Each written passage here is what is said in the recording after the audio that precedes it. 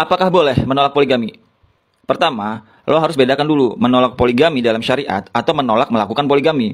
Dua hal ini harus dikelirkan terlebih dahulu, biar tidak salah paham. Perlu dipahami juga dan digarisbawahi bahwa namanya syariat bukan selalu dipahami dianjurkan apalagi wajib. Karena dalam syariat Islam ada pembahasan wajib, sunnah, mubah, makruh, dan haram. Poligami hukum asalnya mubah, sehingga poligami menjadi bagian syariat tetapi bukan hal yang diharuskan. Bukan hal yang diwajibkan. Poligami disebut menjadi bagian syariat karena syariat Islam memberikan aturan dan batasan. Dalam artian, agama Islam mengatur soal poligami tidak bebas begitu saja. Sehingga pada dasarnya poligami berstatus mubah tapi memiliki syarat atau memiliki aturan. Sama seperti berpakaian. Berpakaian hukumnya mubah dan budaya berpakaian bukan dari Islam. Islamlah yang mengatur soal berpakaian, sehingga disebutlah berpakaian syar'i dan tidak syar'i. Dalam artian, ada yang berpakaian sesuai syariat dan tidak sesuai syariat. Oleh karenanya, berpakaian itu bukan syariat, tapi berpakaian diatur oleh syariat, bagian dari syariat. Poligami juga mubah dan bukan dari Islam. Sehingga nanti ada poligami yang sesuai syariat dan ada juga yang tidak sesuai syariat. Oleh karenanya, ketika poligami udah diatur oleh agama, maka disebutlah poligami yang syar'i. Pada tahap inilah kita tidak boleh menolak aspek syariatnya dari poligami tersebut. Karena kalau kita menolak poligami sebagai syariat, bisa saja nanti ada yang menikahi wanita lebih dari 4 karena dia menolak syariat poligami yang membatasi istri 4 saja. Sehingga yang melakukan poligami harus tunduk pada aturan Islam, di mana pelakunya harus berlaku adil. Jadi, apapun kondisinya, kita harus mengakui jika poligami bagian dari syariat juga. Dalam artian, syariat Islam memberikan batasan dan rambu-rambu dalam berpoligami. Nah, walaupun poligami bagian dari syariat dalam Islam, kita dibolehkan menolak berpoligami. Karena poligami disyariatkan berstatus mubah. Menolak berpoligami bukan berarti menolak poligami bagian dari syariat. Misalkan gini, istri kita menyuruh kita untuk berpoligami. Bang, nikahin teman saya dong. Kita sebagai suami bisa menolaknya. Atau sebelum menikah, kita katakan, Dek, selama kamu jadi istri abang, abang tidak mau berpoligami. Dan itu boleh-boleh saja. Karena menolak berpoligami bukan merupakan dosa. Seorang istri juga boleh menolak dipoligami. Layaknya Siti Fatimah Az-Zahra alaihi salam, bidadari surga yang diturunkan ke muka bumi, ibu para syahid, habib dan wali, yang menolak dipoligami oleh suaminya Sayyidina Ali ibni Abi Thalib alaihissalam. Dan bukan berarti Fatimah binti Muhammad SAW menolak syariat poligami, karena dasar hukumnya mubah, bukan wajib. Lalu, kalau poligami dalam Islam datang untuk membatasi menikah banyak istri atau sebagai batasan, aturan, atau kontrol sosial, kenapa Allah tidak langsung menegaskan menikah satu istri saja?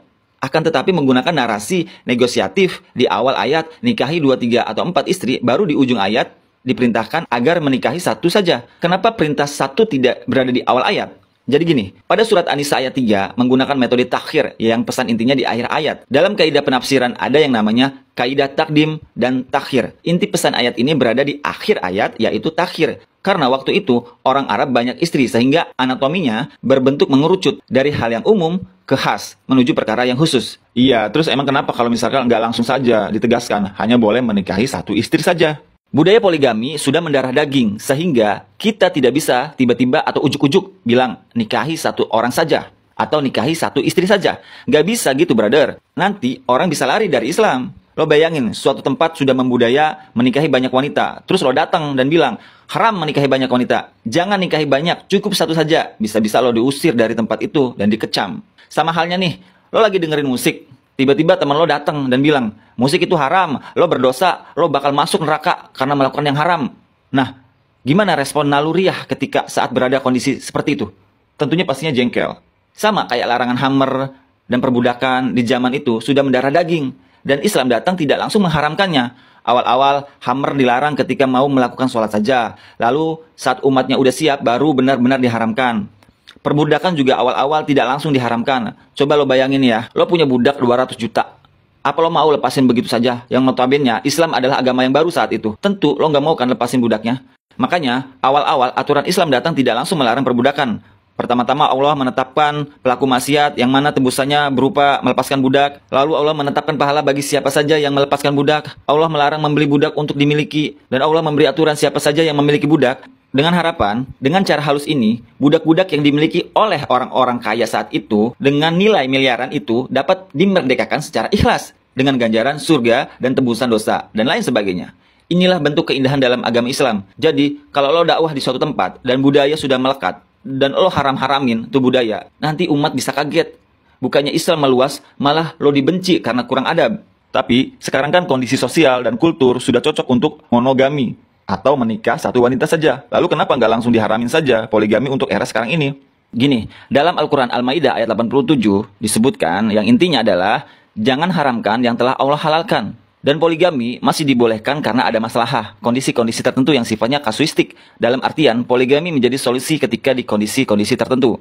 Pertama, poligami menjadi solusi apabila sang suami mau mempunyai keturunan namun istrinya mandul, atau kondisi istrinya sakit dan gak ada yang bisa mengurusi suaminya dan rumah tangga. Kalau sifatnya urgent dan atas ketersediaan istri atau istrinya mengizinkan, maka dalam konteks ini, poligami sebagai solusi dengan sifat kasuistik. Jadi suami punya keturunan dan istri pertama masih dalam tanggungan suami tanpa harus menceraikan istri pertama untuk menikah lagi. Tapi bukan berarti nanti ketika istri lo sakit dan gak bisa ngasih keturunan, lo langsung cepet-cepet poligami. Lo obatin dulu, ikhtiar dulu, semampu lo. Kalau merasa udah mentok, baru lo ngomongin poligami sama istri. Karena poligami adalah solusi akhir atas kesepakatan bersama.